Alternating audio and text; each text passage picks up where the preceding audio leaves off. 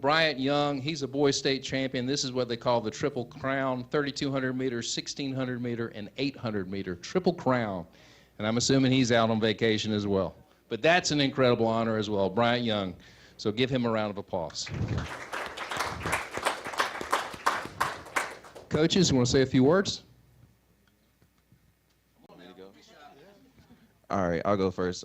Thank you guys for having us here this afternoon, this evening. It was very honored for Norfolk High School to represent Hall County as a team. This is my first year as their head coach, so I'm very blessed and honored for Sam Borg as athletic director and principal as our principal to have me on board. And really special group. Thank you for the ladies that participated this year. Thank you for all the coaches that we have. And honestly, it goes back to the community. You know, we represent you guys as well, so we just want to continue to do a great job for the years to come. So thank you. Great job. Great job. Thank you. All right, you guys can go. Did you get a good picture? Jamie, yes. Yeah. All right. Super. Thank you, guys. Congratulations. Y'all enjoy the rest of your summer. Good job. Thank you for coming in. Coach Hargis said he's going to take y'all out for pizza. That's right. All right, up next, we have some athletes from Cherokee Bluff High School. So if all the Cherokee Bluff High School athletes could come out here, that'd be great. Give them a round of applause.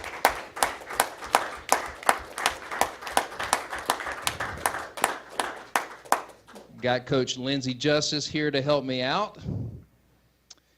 And so to begin with, we've got from Cherokee Bluff High School, Sydney Trone, Takesha Thompson, Morgan Smith, Camila Medina, girls state champions in the 4x200 meter relay. Congratulations. And they're all here? All right, very good. So let's get them together and get a photo. Bill, give each of them a handshake, each of your Bill. That's your board member, Mr. Bill Thompson.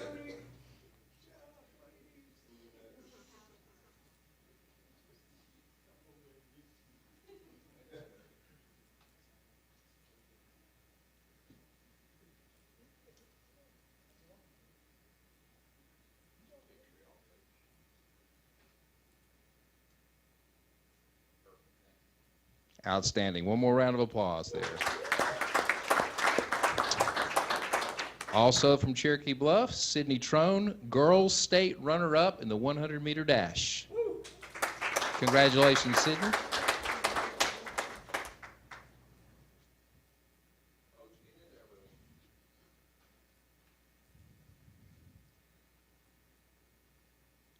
Super. By the way, for all parents, just let your principal know, we'll send you any pictures. Yep. Cherokee Bluff High School, Emery Jones, girls state runner-up in the discus. Is she here tonight? Emery is not here, but give her a round of applause. Cherokee Bluff High School, God, I don't want to mess up this name. Agnessa Lacey, Morgan Smith, Takesha Thompson, and Camila Medina, girls state runner-up in the 4x400 meter relay. Congratulations. Are they here? Yes. Well, let's get another picture with those three then, please. Tashika. It's Tashika, not Takesha. I'm sorry. It's Tashika. And I was talking to Mom prior, too, and I still messed it up. My apologies. Tashika.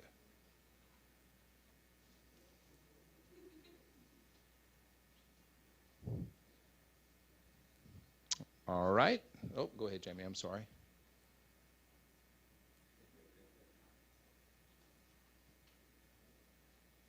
Okay, Cherokee Bluff High School boys now.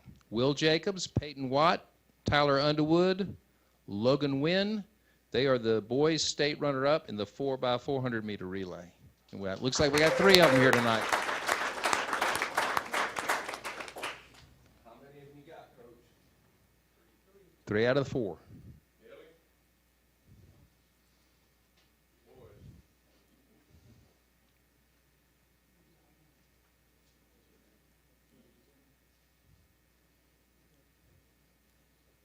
Guys, come on out front and get a picture. Front and center. Which one of you guys is fastest? That's what I want to know. He's not here.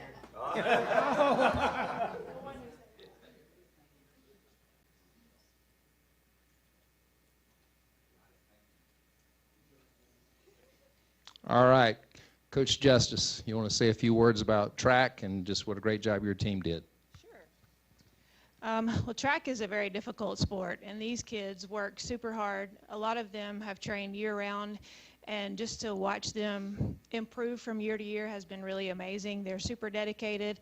I think a lot of them are leaving straight from here and going to train this evening, so they just keep getting faster and keep getting better, and they're just a fun group to coach, and I'm very honored and privileged to be a part of this group. The credit's to them. They're the ones that work hard and continue to slice those times down. Appreciate our admin. Appreciate you guys for having us here. It's just an honor. Thank you so much. Do you have one that's going to Junior Olympics? Tashika? Yes. And several of them are All-Americans based on their times as well. So, yes. Yes. Tashika, I'm sorry, but I was sitting next to your mom, and we just had this long conversation. Mom, this is why we don't usually let them do this. Super. Round of applause right there for the track. Please, get a picture with all the parents with them. Sure. Parents, come on up. Any parents, family, come on, let's get a good picture. Tashika. And then we got, One more track? yes. Yeah. This is just for track right now. We got one more after this. Any parents, come on up, that'd be great.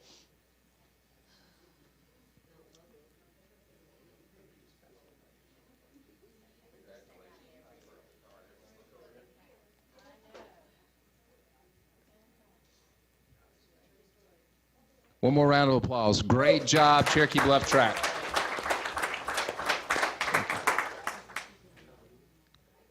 Yes, you got track can go. Y'all are done.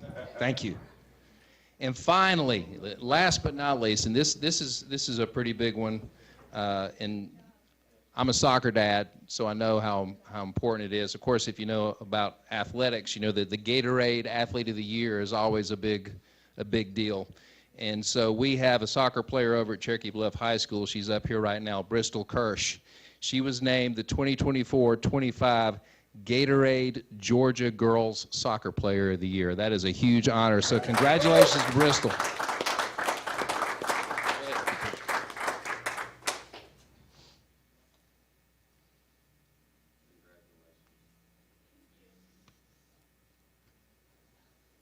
All right, now we're not letting Bristol get away without talking a little bit about what her plans are.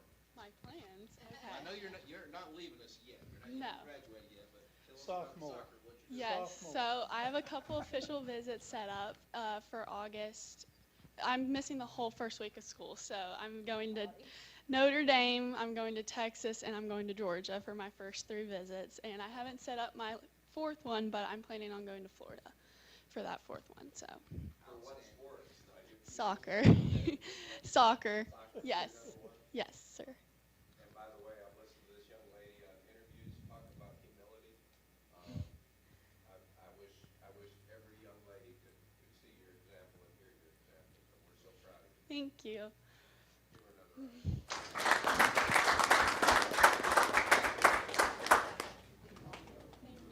Congratulations. I'm really proud of you. Y'all take care. Yeah, yeah.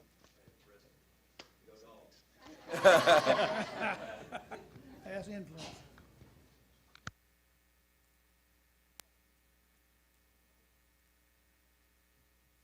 We have one person who could not make it here tonight. Her name is Emily Foreman, and she's from Chesty High School, and she was a state runner-up in the high jump. So despite her not being here, wanted to mention her as well. We'll give her a round of applause. Way more.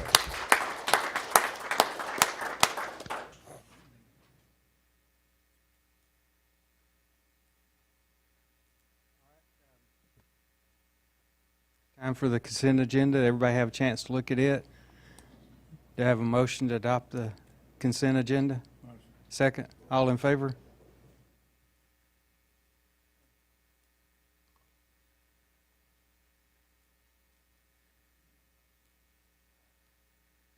Curriculum and instruction. No, this one's me. That's you. That's right. Okay, so following those students, not quite as exciting as it is to recognize our students for any kind of accomplishments, but I wanted to bring to your attention our Georgia School Board Association exemplary board application. So what you see on the agenda, or the agenda for today, you'll see the governance team self-assessment. You'll see the exemplary committee self-assessment. You'll see the local school board governance annual training report. And then finally, you'll see the exemplary board application. And if we could just click on the board application, those 3 documents that I just mentioned are embedded within the application. So just as a reminder, each year, the Georgia School Board Association honors boards that excel in effective governance and in public education leadership through awarding this exemplary board award. So Hall County has received this award, I know, since 2018. That's since I've been involved, maybe a little before. And it is time now to send that in as well. So we'll send the board application in, which is really just evidence of all that you all have done this year. The cycle goes through today, which obviously is the 30th. We'll send this in to the Georgia School Board Association. They'll look at all the documentation. They'll approve this application, and then we will receive that award. We will use those assessments that you all did and that we had our community members do as we are crafting this current coming up school year's application.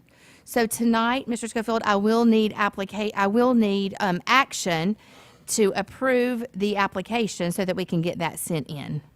Once again, those are 4 supporting documents, and the application itself. I would make a recommendation that you approve your application for an exemplary board in the state of Georgia. And again, Suzanne, I believe it is 8 years in a row, or maybe even 9. But Yes. Thank you. I do have a motion. Second. All in favor? Yes, I'll need a couple of signatures before we leave, please. From everyone or just the chair? Just the chair and you. Okay. Thank you. And field trips. Yes, and so if you open the packet for field trips, you'll see the ones in yellow. Those are the ones that you actually saw last meeting, but I actually need, or I would like to have action on those 3 tonight, please. Do I have a motion? Motion. Second. All in favor? Thank you. I think that does it. Financial report.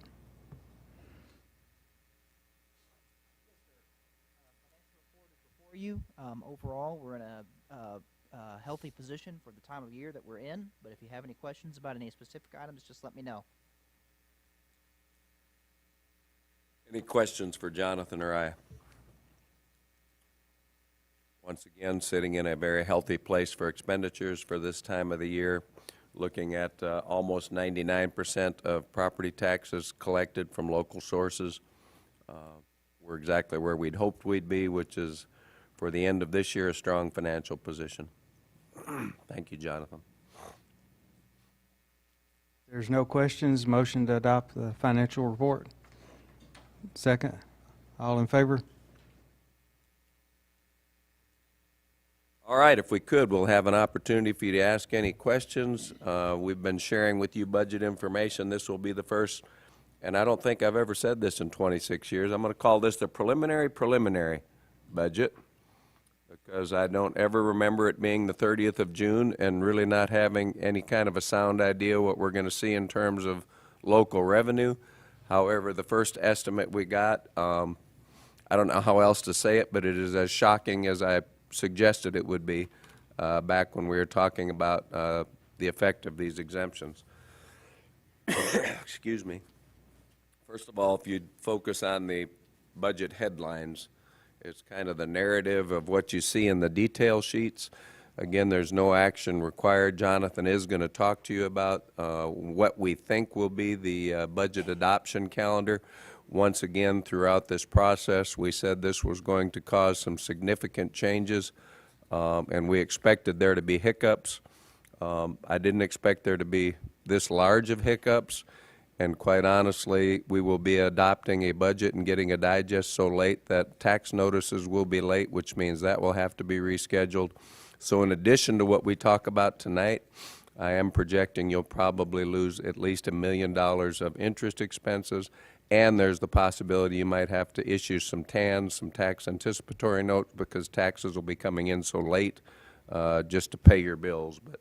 But once again, let's talk about what we know from a revenue side. State revenue's up $6 million. You might think that sounds pretty good until we start seeing what the increased costs are that we have no control over.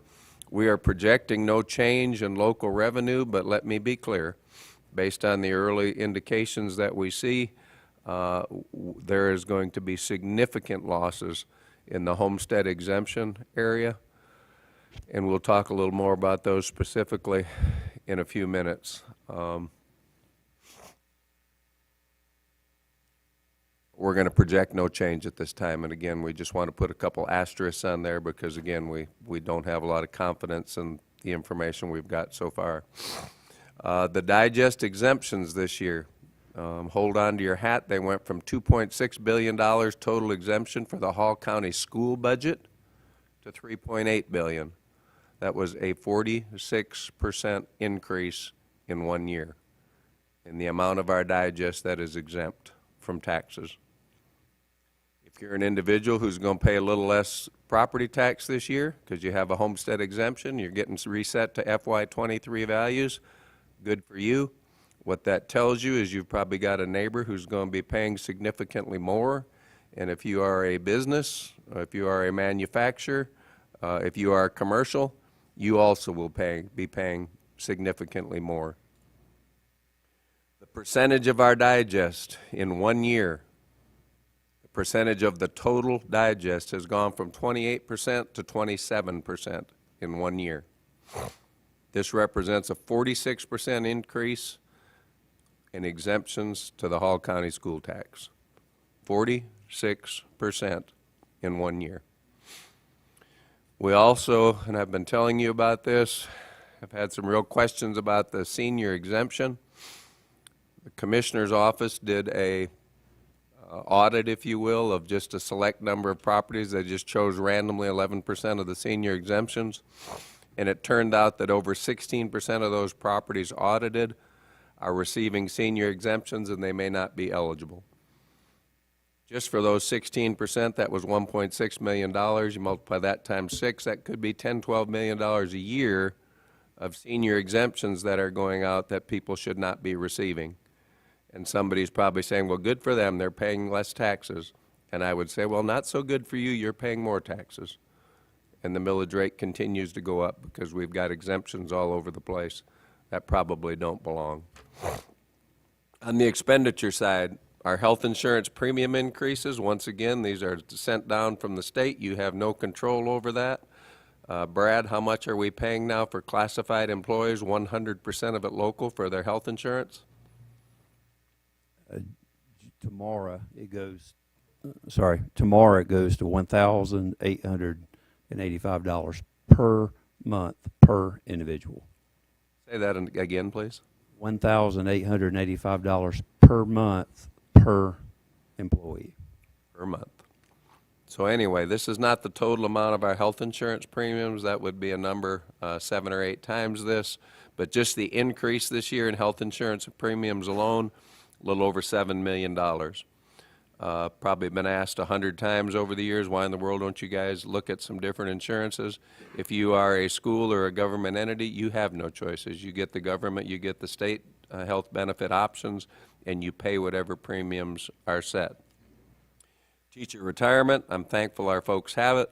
The rates have gone up again this year, and the employer portion will cost an additional $2.17 million. We're up to $9.3 million, and remember the state revenue increase was $6 million.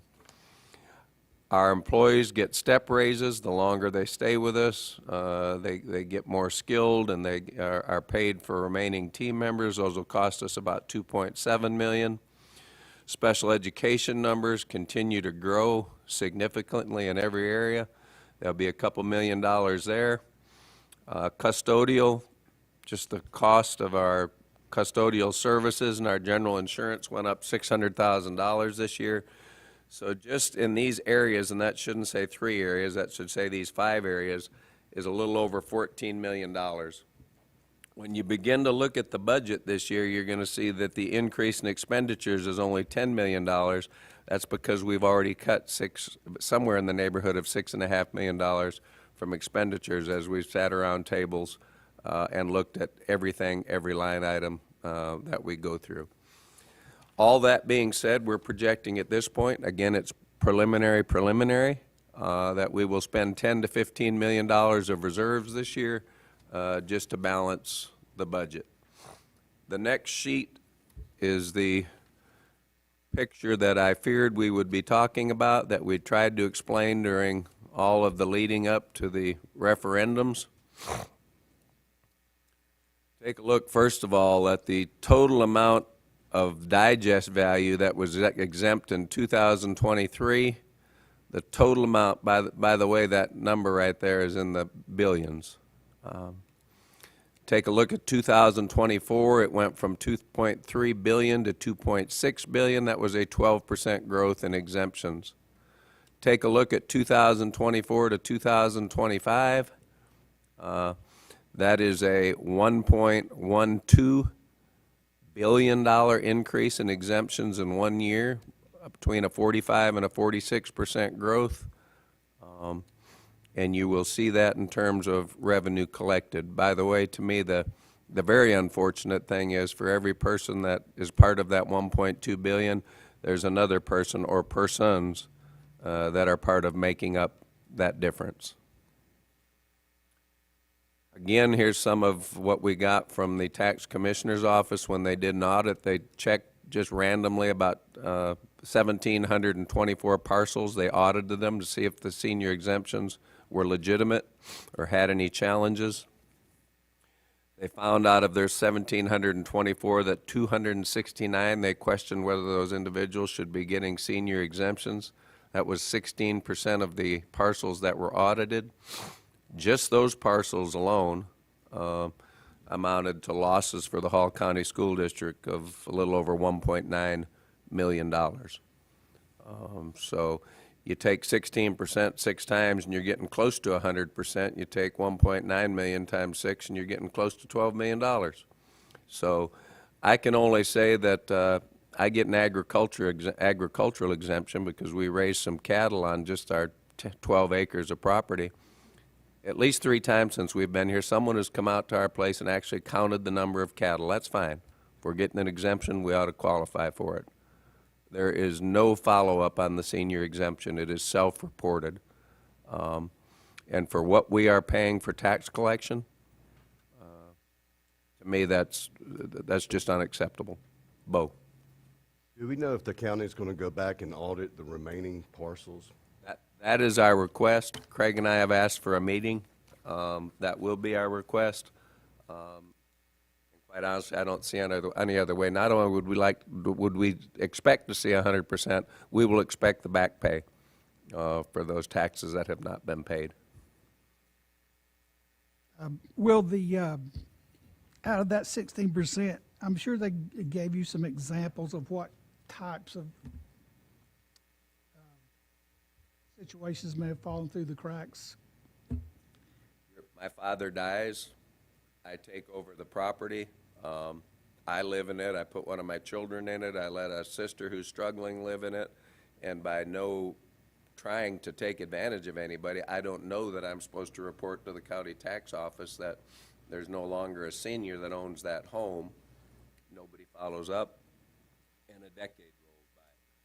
And by the way, in some situations, it's been more than a decade. That would be one example.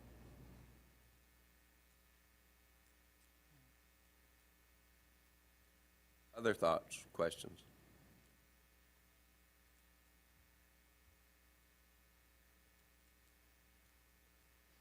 When you look at the detail sheet, I think what you'll see is that there have been a number of cuts in a number of areas. I've detailed those big areas that we just didn't have much to say about that went up. And so at this point, I'm not even in a position to talk about recommendations for a millage rate next year. I will say that the slogan that I've heard for 40 years, and that is, I've never met an exemption I didn't like. This may be an exemption at the end of this year that some people don't like. So, be glad to answer any questions. Please look over those detail sheets. We'll continue to go over this. Jonathan, give us an idea in terms of budget adoption schedule. And again, this is very tentative because until we actually see an official digest, we won't be in a position to go forward. But normally we would be we would have approved the official budget last week. We will have to operate on a budget resolution, probably for at least 2 months, perhaps 3. And again, the implications behind that are significant in the 7-digit cost to this school district. Jonathan? Anybody who would like, I did my best to fit everything in on the sheets, but if anybody would like a copy with a bigger font, just let me know after the meeting, and I can print out one that's got a big old 11 by 17 that can be read.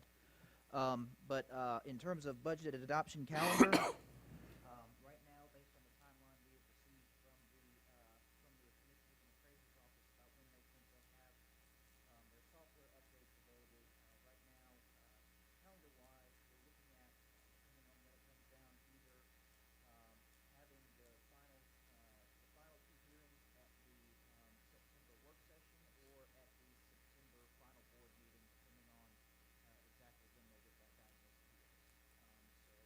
Tentative schedule would be that we look at advertising on August 30th, have our first hearing September 8th, and then have our second hearing at the September 22nd. And Jonathan, there are laws that tax notices need to go out a certain of days before taxes can be due. So I think you and I have looked at the calendar, and there's no way that that's going to happen this year on schedule. Do you recall, I was thinking we're probably looking at least 2 months late, if not 3. Do you remember what we'd looked at? Yes, sir. Based on the latest timeline, tax notices will go out sometime in November, be due January 12th. Normally, we anticipate receiving beginnings of our tax revenues in early November. So we've got to stretch our cash flow another couple of months. Not only stretch our cash flow, but $100 million when you've got to go out and get a hold of it at 4%. That's $400,000 or $500,000 a month of either lost revenue or interest costs. So,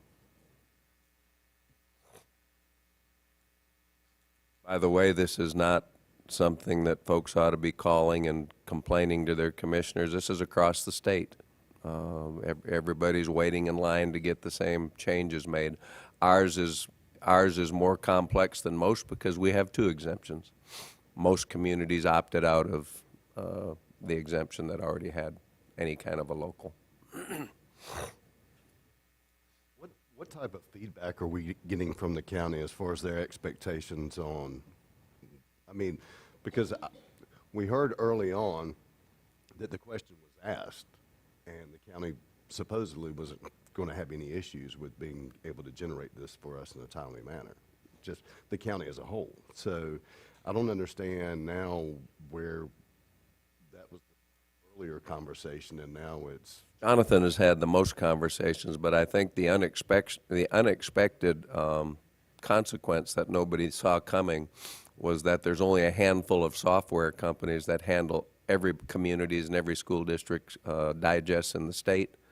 And they just quite honestly don't have the capacity to get all that work done and get all the software updated. This isn't putting a couple changes into an Excel spreadsheet and running a new number. This is extremely complicated, and you can just see from the amount of errors just in this one area. And we'll see more. I mean, this is going to be new, and it's going to lead to more challenges we didn't see coming. But Jonathan, you correct me if I'm wrong, but I think what people didn't expect was the backlog of it's going to be a while before we can get your system updated.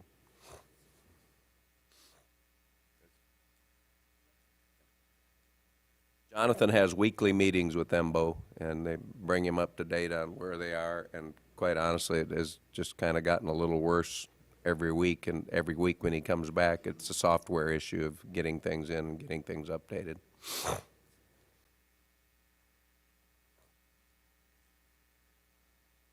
Any other comments or questions? I'm sure you got plenty of questions, but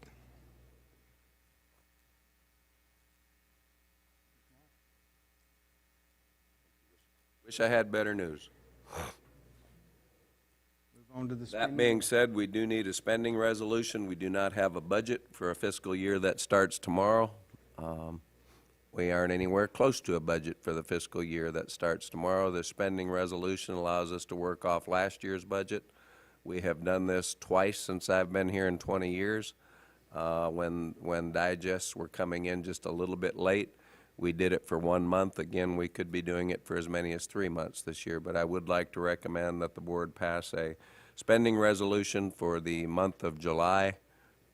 Make that in the form of a motion. Have a motion, second. All in favor? All right, we've got some equipment at World Language Academy that's about to be tore down, that even though you've surplus the building because some of our school food service equipment came out of federal money, it has to be surplused also.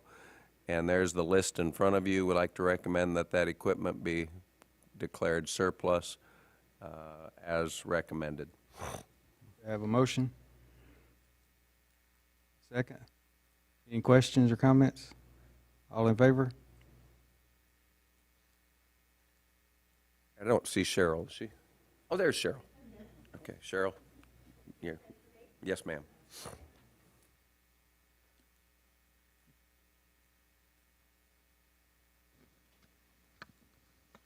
Good afternoon. Good evening. I'm not sure what time it is. I think I say this every time. Mallory, if we could please open IFB 26001. That will be for food products. And we have 3 vendors who responded to our request, and they were all awarded line items from those bids. We do have line item bids when it comes to the majority of our products and services. Any questions about our food products and vendors? No questions, but I would like, Cheryl, for you to point out what we said is actually coming to fruition very quickly.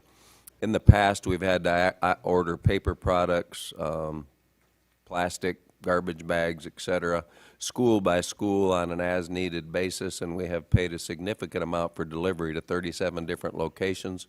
With your utilization of Riverbend Elementary and the old cafeteria as a storage and a central warehouse for school food service, Cheryl, you said these bids have already saved at least how much money? Just over $100,000, and that's going to be in this packet as well. I was finally able to get those bid tabulations analyzed and sent to you on Friday morning, and I hope you had an opportunity to see that. We did have quite a few responders to our paper and plastics. Mallory, that is 26002 if it's on that attachment. And you'll see we had like I said, quite a few, the most we've ever received, and we had some responders who might have had a cheaper product, but they wanted to charge $20,000 to get it here, which did not make it the best interest, cost-effective for our district. So, and we did award by line item, and you'll see that Imperial Dade, current vendor, got the majority of our paper bid and plastics, as well as Gordon Food Service, who actually does the majority of our food, and then Southeastern Paper got a little bit of that as well. So, any questions about that? Questions for Cheryl? We're very, very thankful for the opportunity to have the warehouse, the mini warehouse at Riverbend, and we are so excited to be able to do something a little different and be a little more efficient in how we operate. So thank you so much for allowing us to have that there. We do appreciate it, board members and Mr. Schofield, thank you. Can we go on to fresh produce and eggs? We had 2 respondents, and you'll see Royal Produce was the vendor. Lanier was a late bid, therefore we could not accept their response. So if we could please go to milk and dairy.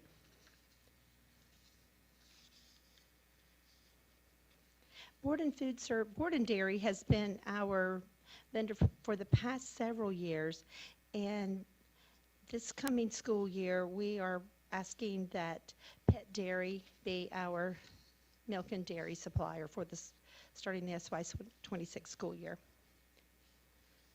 And that was formerly Dean Foods, formerly Mayfield, so it's now Pet Dairy. So if we could go to bid fee-for-service beef, and this is for our further processing for ground beef and for patties that we are able to utilize our USDA foods to supply beef products for the district. Say that again, Cheryl. What this actually pays for, it is not the meat itself, it is what? It is the fee for service to get the beef that comes out of our USDA foods dollars, and this is the cost of that. So once again, this is a significant thing for you to be aware of that we've never paid much attention for in the past, because now that we have Riverbend as school food service and we have a fully utilizable kitchen there, we will be able to take our meat science program to the second level, and phase 2 is being able to actually make patties and crumbles at the Riverbend Center and then take them out to the schools with our trucks. And so again, what you're looking at there with those costs is just the cost of what we pay to take our raw beef that we purchase and have it turned into the crumbles and the patties that we use. So that's quite a significant amount of money there to have that happen. And Sarah does a really good job forecasting those menus. If we could do the final bid extension for chemical sanitation products and services, this is the final bid extension for this particular company. They have done an excellent job in providing us with our chemicals, and they're called portion pack. They come individually portion sizes. It's very cost effective, and they've done an outstanding job for us for the last 4 years. This is their final extension, and we will rebid these in SY27. Cheryl, would you also talk, one of the challenges this year with the Meat Science Center coming online is that we had to bid our beef and pork last year well before we knew just exactly when that would come online. We also thought we would process 70 animals this year as we tried to figure out all the best practices and learn what we were doing. As of the 1st of June, they had processed 250 animals this year, and they're just warming up. And so once again, tell us how you wrote your beef and pork proposals this year so that we can augment whenever we want to with local beef and pork. So what we typically do is look at the forecast for the menus that we serve and look at the meal participation, and we break it down by entree, whether it's a beef or a chicken, et cetera.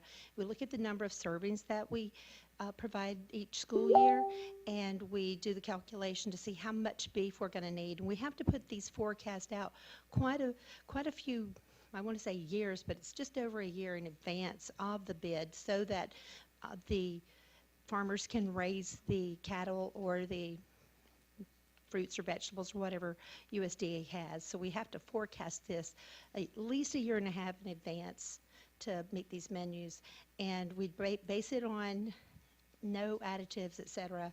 And these two companies, we taste test with the children to make sure that they like it. We always get a sample of what are we going to buy from you guys. We get a sample, we do taste testing. If it's student accepted, then we typically will go with that, number one, to make sure it meets the standards for our dietitians, to make sure that it's meeting the guidelines, and then it has to be accepted by our students, because if they don't eat it, then we've wasted our time and money, and that's not what we're about. So. But we do look at the menus and how much beef we're going to need, and we have calculated that we will have certain menu days to where we will be purchasing from the farm on a local level and still continuing. We're no longer getting local food for school money grant.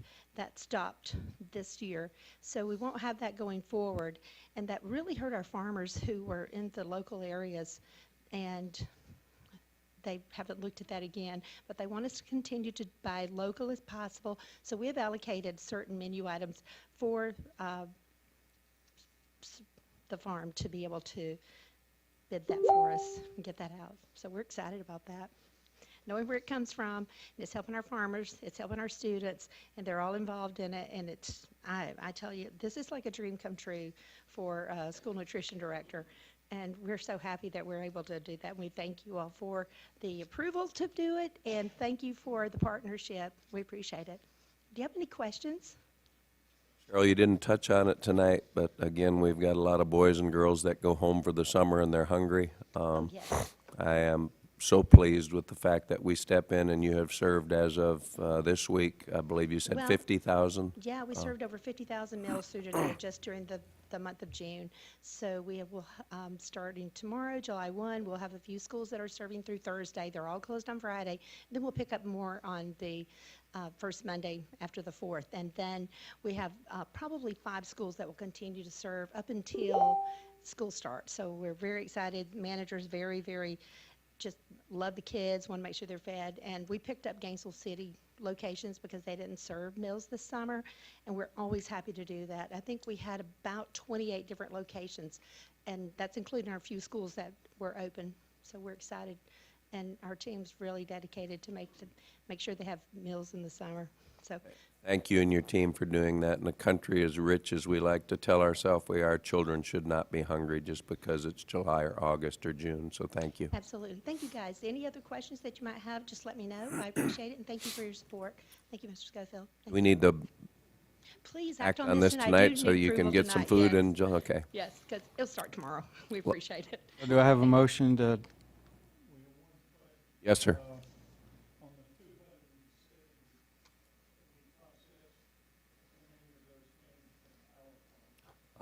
Probably somewhere in the neighborhood of 60. The rest were local farmers. Everything came from local. The furthest away, I think, was Social Circle, Georgia, where some folks have brought up a significant number of animals. But University of Georgia for the pork, Hall County for almost all of the beef, and 60 that we had actually raised on our farm.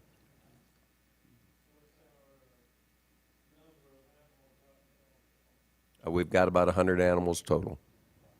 So, all right, do I have a motion to approve the nutrition contracts? Second? All in favor? Thank you so much. We appreciate it. Thank you. Thank you, Cheryl. Thank you.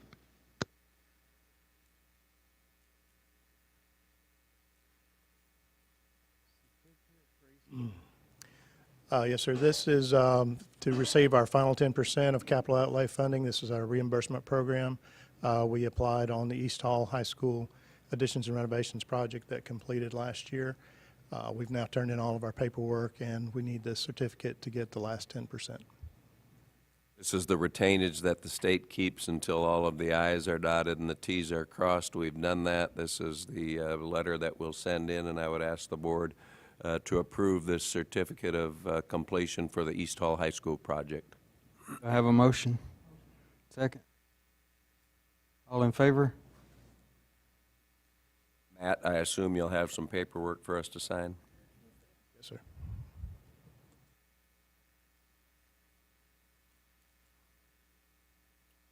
Matt and Aaron, I think you have some funding requests. Yes, sir. Before you are 2 funding requests. The first one is for district-wide cabling. Mallory, if you'll pull up the second attachment, the pink one, please. Here is the line-by-line allocation of the previous $20,000. Let me call a few things to your attention. We usually don't talk about this, but there's a lot of money in here dedicated to school safety. Where you see cell-fi antennas, those are popularly known as cell phone boosters for our staff AT&T phones. And just because a school like Friendship is on a major road, there's still dead spots in that school. So we're working hard to eliminate those spots. We still have dead spots, especially with our topography. We've come a long way, especially in the North Hall and the East Hall and the Cherokee Bluff area. And we're starting to get to the ones that had better coverage. That's why you see some schools you may questioning, why are we having problems there. Second thing you'll see on there is lots of infrastructure for the Centegix rollout. These are items that were we could not use state safety funds for. So those are local expenses. So thank you, Mallory. That's the $20,000 expenditure, and this being the summer, we go through it quicker in the summer. We're doing the school year, so I'll probably be back in a couple months with another spreadsheet for you guys to consider. Second item is our large band instruments, the same allocations as for last year. I should have brought you these in May. I did not, and I apologize for that. But this is the same allocation from SPLOST that we have typically done for our band programs. It's critical for our band programs. You can purchase 2 tubas or a tuba and a half for $10,000. So very expensive equipment. Questions for Aaron? By the way, during the COVID years, we tried to get ahead on some large band equipment at all of our middle and high schools, but of course that money is now gone, so we're back to East Blast. Once again, Aaron, I want to thank you. It was several years ago that we would ask from time to time $50,000 for painting, $20,000 for cabling, not knowing where the locations were. I think it was Nath Morris who said it would be nice to have a follow-up and see where that money went. You've been doing that every time. We appreciate that, and be glad to answer any questions before I ask you to approve those SPLOST requests. Any questions? Do you have a motion to approve the request? Second. All in favor? Dr. Swafford, personnel. Was there one more? I missed something. Oh, the big one. Yeah. I'm sorry, man. So if we'll open the, Mallory, if you open the Excel sheet there, the project funding transfers first. This is the what we've been anticipating. So 2 years ago in October, about 21 months ago actually, we did the activated the second bond, the bond 2023 as we call it, about $89 million. And one of the provisions of that was we were pushing to spend this within 24 months. We have actually used all of those funds now within 21 months. To make that go as quickly as possible, we basically loaded it up with every project that we had. So what you're seeing here is the transfer that we're requesting to move all those balances to East Blast. Those are not new projects. Those are all projects that have been approved in the past, and these are budgets. So we typically do not spend the entire amount of any of those. This is just for us to be able to move away from bond and simplify things, getting everything into East Blast 6. If we'll go now to the second spreadsheet, which is the bond spreadsheet, we'll open that one, but you can look at it at your leisure. This is the closed bond, and if you go to the second sheet, you'll see us, we had highlighted at the bottom there what our goal was to be out by September. You see us 3 months ahead of that. Last, we'll go to the East Blast spreadsheet. And again, keep in mind whenever we call something a worksheet in the facilities department, that means it is our best estimation. So these are our projection worksheets. So what we're doing here is projecting out how that money will spend. So if you move a little bit forward, get into where we are now, you can kind of see where we're picking up now. About $23 million is going to spend within the next couple of months, which is on summer projects. The remaining 37 is all related to the Johnson High and North Hall High School additions, which spend out over a longer period of time. World language? World language is already in here as an East Blast project. We requested as East Blast, so you see that. That's already spread across. Already in here. Once again, cash flow is strong. You say, why would you hurry? And of course, you all know that, but there's arbitrage fees that we were trying to avoid by getting that bond fund paid, those bond funds paid out within 24 months. Thank you, Matt, for doing that. Be glad to answer any questions.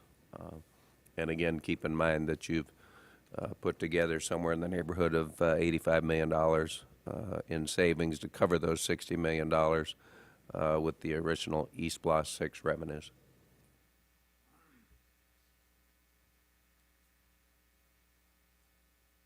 We would like, and again, here's the request, we put everything under bond because we didn't know what would spend first, and now what is left, the bond funds are gone. And so now we're just asking the board to officially move those expenditures from bond to East Blast 6, and I'd like to make that in the form of a recommendation, please. Do I have a motion? Second. All in favor?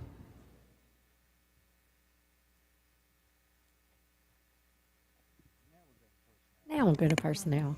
So I want to give you guys a quick update first, though, about our vacancies. We've got 28 vacancies as of now. 11 of those are special education positions that are open, and so we're making great headway, and that's a good place to be at this point. So we're excited about that. And as a result of our principals' hard work, you will see in front of you the personnel packet. And if you've got any questions, I'll be happy to answer those.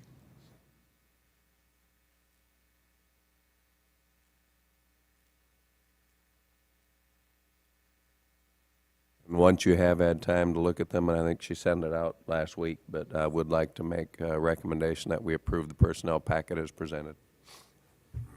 Motion. Do I have a second? All in favor?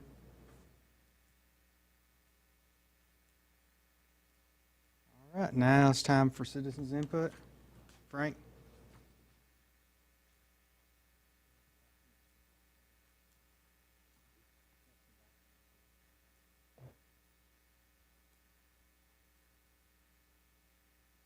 I don't know, am I doing this right? Did I get the, yep, it's on, good deal. I'm here, as usual, to speak with you about the climate challenge we all face. Alaska recently hit a climate milestone, its first ever heat advisory.